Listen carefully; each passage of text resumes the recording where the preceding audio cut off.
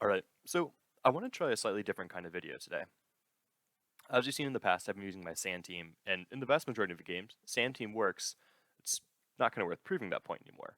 Now I want to take a look at building a team around a specific Pokemon that you like or that you feel is really well set up in the current meta. So I just finished breeding up my Salamence. Was a pain. We're going naive, perfect natures. So we can take a Mixed-Mence approach. We want to be able to hit basically any type of Pokemon for at least decent damage, which is why we're using Life Orb on this. Now, I think Salamence also has great use with Leftovers and Intimidate to become almost a bulky offensive-ish wall, but maybe that's an approach for a later video. So right now we're going to start by trying to build our team around Salamence. Well, let's pull up the OU Pokedex and see what Salamence loses to.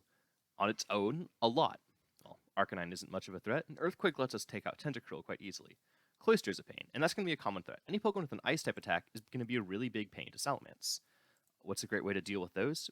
I think for this team, we are going to find my Scizor. My Scizor is going to be a Choice Band Scizor, which allows his Bullet Punch to do incredible damage. On top of that, his max HP and attack build lets him survive a majority of hits while KOing a lot of offensive Pokemon back. So we're going to slide him on there. He also gives important U-turn coverage, which allows us to keep bringing in Salamence on Pokemon, who we can then force switches on. So Salamence and Scizor are going to be our core here. We're lacking a bit in the special offense department, and so I think we're going to go back to the old team strategy of using our Gengar, allowing us to get immunity to a couple important types of attacks. Now it's important that we have 2 ground immunities, so if we think a Pokemon could go for a different type of attack, we can switch in Salamence, who is a bit bulkier and also comes with Intimidate, and Substitute and Will-O-Wisp let us control opposing dragons. A Pokemon I've been wanting to try in this team has been Breloom. I also just finished breeding up Breloom, so this will be the first time I ever try to use it in a competitive match. With Toxic Orb, Breloom becomes almost an answer to stall teams in their entirety. His ability to heal for double leftovers while he's poisoned, on top of Substitute and Spore, allowing him to set up on basically anything in the game, makes Breloom quite the force to be reckoned with, the set that we want on this guy. With our Focus Punch, because we're going to be behind a Substitute or the opponent's Pokemon will be asleep, we have lots of time to throw out absolutely devastating Focus Punches coming off our base 130 attack. And we went with Jolly, just so that we're able to outspeed things like Gliscor, and potentially spore them before they get a roost off, assuming that they're not max speed. Seed Bomb's important for coverage, and that should be enough to use Breloom. Alright, one important thing that this team is lacking is a Stealth Rocker, and that's not something that I can fix in this video. The majority of this account, and the good Pokemon that I've raised, have been built around the Sand Core that I've been showing off in the past. And that dedicated rocker is Hippowdon. While Hippowdon is a good Pokemon in and of itself, I don't feel that it's worthy of being the Stealth Rocker on a non-Sand dedicated team. While I could go Hippowdon Excadrill for the last 2, I feel that's too close to what we've been using in the past. A decent option, and honestly what I prefer here, is if the last Pokemon on this team was either Stealth Rock's Tyranitar, Stealth Rock's Gliscor, or, as I'll probably breed up soon, a Stealth Rock's Garchomp.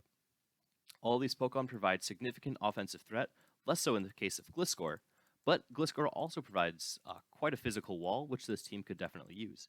His access to Defog also lets me clear off rocks that could hurt the rest of my team. Because of that, we're going to be using Minshao to try to taunt our opponents and prevent their attempts at rocks. We're still very physically offensively heavy. Volcarona could be a decent option on this team, but we lack the rapid spin support, so once my opponent gets Stealth Rocks up, Volcarona is basically useless. So, Gyarados I haven't used in quite a while. Probably won't be pulling him out here. I think we might go back with the tried and true Magnezone just to give us a little bit of bulkier Pokemon. It gives us access to 2 U-turners and 1 Volt Switcher, which lets us really bounce around our opponent's teams. Electric attacks are always appreciated. And yeah, I think we'll start this off. We're going to see what I can do if I'm not stuck behind my standard wall of sand. Oh boy, this is a team where sand would have been absolutely incredible, more so just for the fact that I can turn off their rain. But we'll have to see what we can do from here. We lose, it's fine. Alright, so rain plus Dugtrio. We probably lose. Alright, we're going to try out this team one more time. Finally, someone not using rain. Um, this team is just to show an example team, and I find that it's probably less good than my sand. What are we going to do against this guy? So he's got one ghost, and Reuniclus can take high jump kick reasonably well. Other than that, Conch takes most of itself. Ring and Magnezone definitely die, and Torterra probably lives one, but definitely not two. Because of that,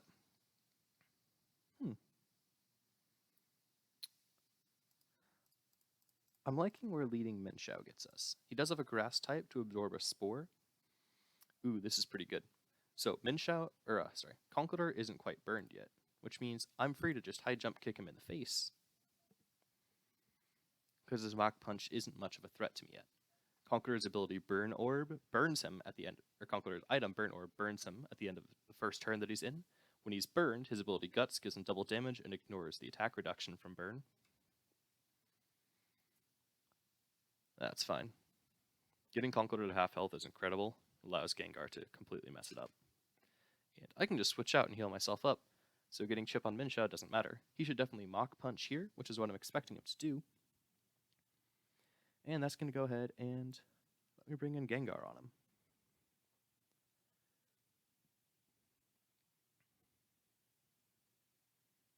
Yep, now while Fake Out into High Jump Kick probably would have killed him there, his Mach Punch would have done a lot to Minshao, so I didn't think that was worth risking.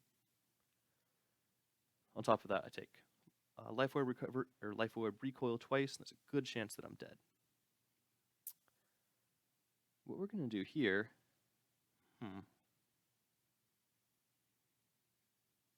is just go ahead and fire off a Substitute. Okay, cool. So he was expecting the Shadow Ball there. That's why Substitute is so incredible on Gengar. There's no Pokemon that can resist Shadow Ball and Focus Blast. So you Substitute as they switch to one, and then you blast it with the other.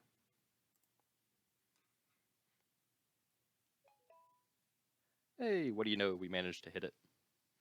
So this team right here is incredibly good at tearing apart other offensive teams. It has incredibly strong priority in Scizor. It has the ability to lock down one or two steel walls if they're using them. Breloom can tear apart more defensive cores. Okay, that's just the game right there. Alright, looks like our match is just about ready. Let's go ahead and see what we found. Okay, it's not rain. We have a chance. Not fantastic, but we have a chance. An important thing to note is that we'll probably be trading Magnezone for Skarmory, and that if we kill Skarmory, Dugtrio comes in and kills us, which means we want to try to kill it with a Volt Switch.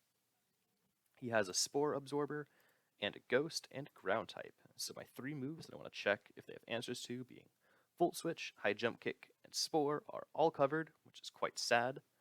This is a team where Mix-Mence can put in a lot of work. Who would you lead off? I'm thinking he leads Skarmory. That's a pretty good bet. I'm going to go ahead and try to taunt that thing, and then you turn out. Brave Bird turn 1 would be quite the play, but I seriously don't expect it. I think after he's taunted, he will. There's also a chance that he doubles. Okay, predicting High Jump Kick. Interesting. I also want to taunt this thing, so I'm completely fine with that turn of events. We're going to go ahead and you turn out right here. So Scald seems like the attack that it's going with because Jellicent stayed in there. I could risk Breloom to the burn right here. I really don't want to. If Breloom gets burned, the whole Pokemon's basically gone. But if he doesn't, I get put in a great position. So, I mean, we're going to take the 70% play of bringing in Breloom here. And... ooh, okay. He doesn't get us with it. So for him, the really obvious play right here is to switch into a Venusaur, who Breloom just cannot touch at all. I wanted to get that poison up though, so now I can freely switch into Scalds in the future and not worry about them. Because of that, I'm going to go to my best answer to that Venusaur, being my Salamence.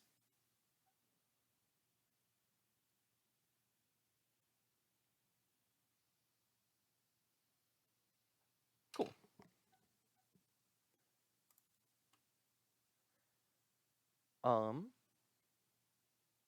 not exactly sure what he'll expect here. We'll see if we can catch maybe a... Ooh, okay, cool. So he's wise to the whole Fire Blast shenanigans. Oh, we would have missed anyways.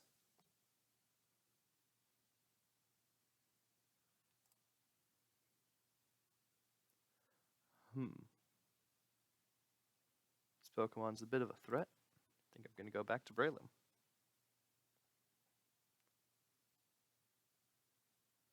Yep, don't want to be taking any burns on Salamence, even though he does have quite a significant special presence. No reason to cripple his Earthquake.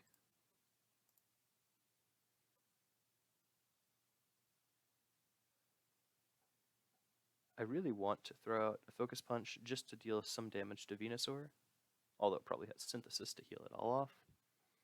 This matchup will be a lot of switching and something where Stealth Rocks would be invaluable.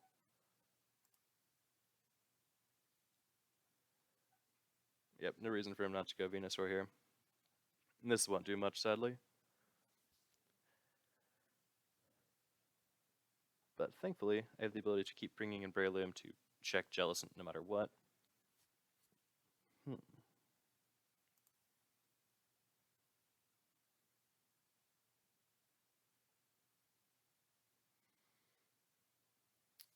Alright, how do we deal with Venusaur?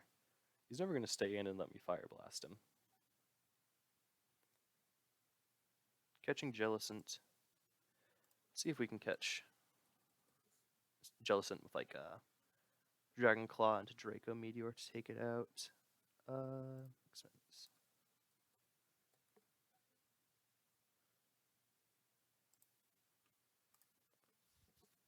Maybe I'll take it out with 2 Earthquakes. Okay. I'm gonna go back to Salamence anyways. Not afraid of very much from Venusaur. Is it Hidden Power Ice? Okay, yeah, I'd expect Hidden Power Fire. Yep. Black Sludge, where'd it go? So right here,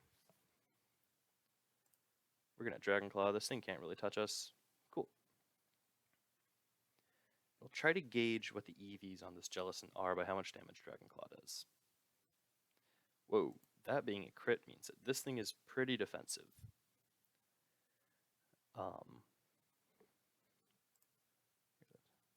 Let's go ahead and calc that. So, Dragon Claw.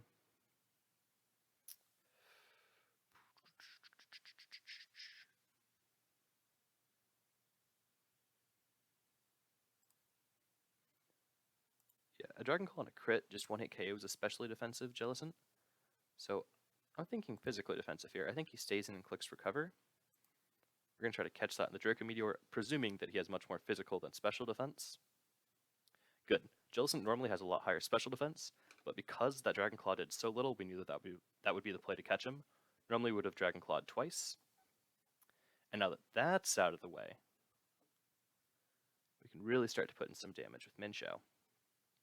I'm thinking Thunder Wave comes out here, and I don't want to take that on basically any of my Pokemon, so no reason not to absorb some status with Breloom.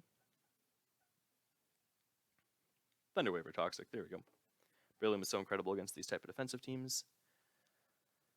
He can't stay in and let me click, well, substitute Spore or Focus Punch, so we are going to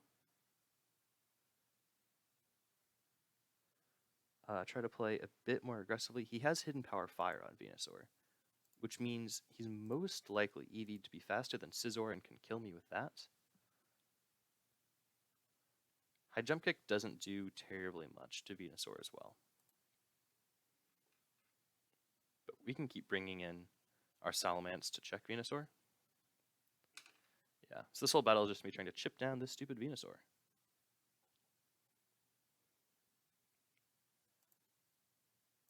We'll see if I can just get a little bit of fake out on him. Perfect. As I said, yes, it really isn't a lot. We can't do much to this thing.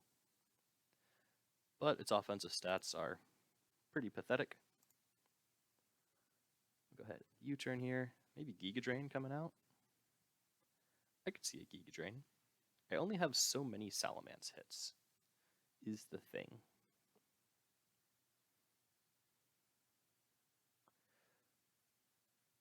it's really tempting to go Scizor. I'm going to be slower. I don't just want to die to Hidden Power Fire.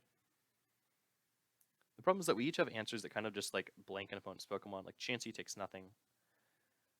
This thing might be in high jump kick range, honestly. Okay, we're going to go Salamence. We're going to complete the circle again, where I go Salamence, he switches into something. Okay, Leech Seed. Oh, so this is just super tanky.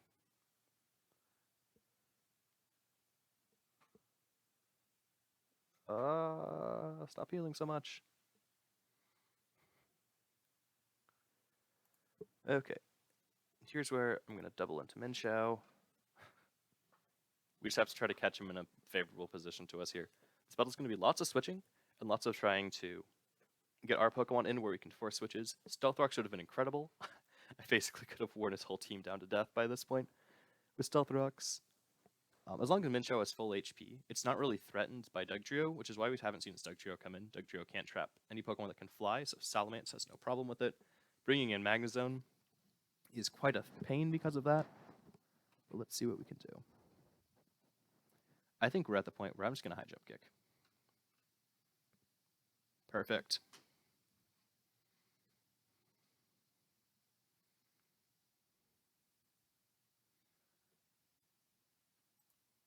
So I've shown him, wait. So importantly, he didn't heal with leftovers. I didn't take Rocky Helmet damage. That makes me almost positive that this thing has Shed Shell, which means I'm just clicking high jump kick again. The other option there was take U-turn into my Magnezone, but he most likely would have then Shed Shell, which lets you switch out even if you're trapped. Okay, so he was thinking that that's enough chip to bring in Dugtrio. Honestly, it might be. I can say that I don't know. Oh, Aurelius, yeah. Perfect. Dugtrio is just so weak if it can't use its stab move.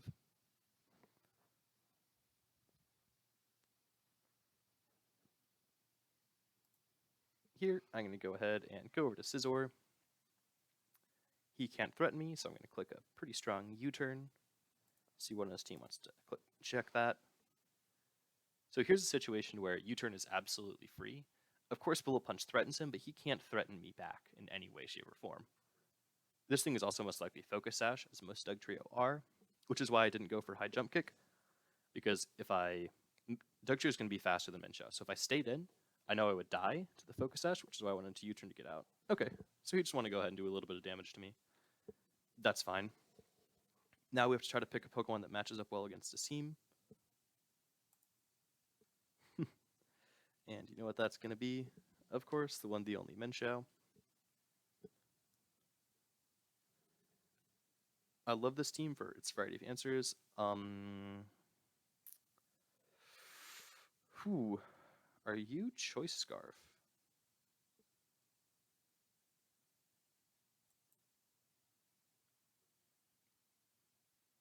So he just dies here if he's not Choice Scarf, which means I'm going to go ahead and respect the possibility of that. Mr. Whiskers is too good to lose. Magnezone, on the other hand, is very much not too good to lose at this point.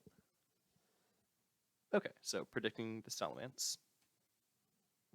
Unless he has Earthquake, I'll be just fine. So I'm going to go ahead and Volt Switch here. Yeah, Magnezone doesn't really threaten any of his team, but it lets me get off some decent shit before I switch.